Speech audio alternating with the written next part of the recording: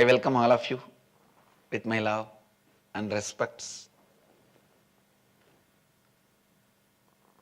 Today I will try to answer some of the doubts people carry. People tend to tell me, I don't have time. See, this time, the idea, I don't have time, is the worst myth people can create for themselves. Everyone has 24 hours.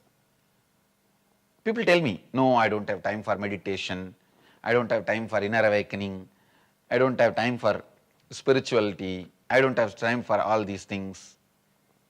Please understand, you tell me you don't consider meditation is that important that you need to allot your time.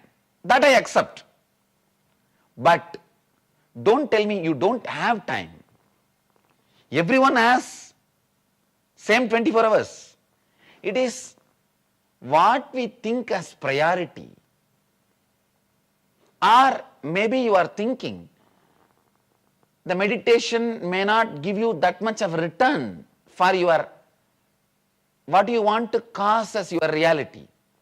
What you want to cause in your life. You may not be convinced that meditation, spirituality or inner awakening is going to cause that as reality. Please understand. I really want you to understand the amount of clarity you will have by inner awakening in your words, thinking, feeling. Your life will just multiply at least 10 times. So, never ever say, I don't have time for meditation, inner awakening. If you don't have time, see, if you have time for meditation, meditate 21 minutes. If you don't have time for meditation, meditate 42 minutes. That's all you need. Please understand. It is like saying, oh, I can't eat medicine because I am sick. Because you are sick, you have to take medicine. Because you feel you don't have time, you have to meditate. Because the idea I don't have time is one of the mythical pattern. It's one of the myth, false pattern, self-destructing pattern you carry. If you say you don't have time for inner awakening, I guarantee for any new thing in your life, you will say the same reason, I don't have time, and you will avoid all the new possibility in your life. I have seen people who avoid all new possibilities in their life in the name of I don't have time with that pattern. Then after some time, they have their whole life in front of them and they don't know what to do. Having the life in front of you and don't know what to do is what I call killing the time. When you try to kill the time, please understand, time will kill you. When you try to kill the time, what happens to you is laziness. When time tries to kill you, what happens to you is depression. This don't have the time is one of the self-destructive pattern, self-shrinking pattern you need to break. Then people say, oh, this meditation, inner awakening, all this doesn't work for me.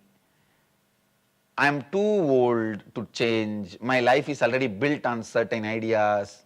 I don't think I can change. Please understand, 1,000 years of darkness does not mean the room can never be lit. The room might have been 1,000 years dark, but one candle is enough to make the room lit. Because so many years you had certain patterns does not mean you can't change. You have not even started working on it. How can you expect? How can you come to the conclusion it doesn't work? People tell me, oh, all this inner awakening, all this works for others, but not for me. This is what I call a deep self-doubt. You can't believe something great can happen to you. A deep self-denial. Any great possibility, the moment it comes near you, the chances, the moment it comes near you, because you cannot believe it is really possible for you, you act, react the same way as if it is not going to happen to you. It is not for you. So naturally, you will miss it, and then your faith, nothing great can happen to you, is strengthened. It is like a self-fulfilling negative prophecy. Then people say, I am not qualified, I am not a meditator, I am not spiritual enough, I am not pure enough.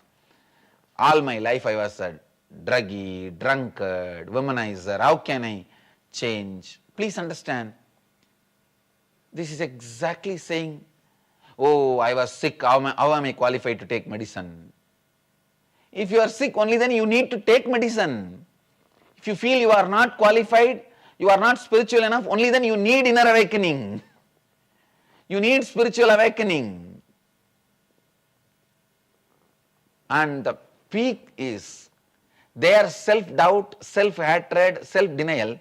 They try to project it on me also. They ask, why is Swamiji doing all these programs and helping people? What must be the purpose?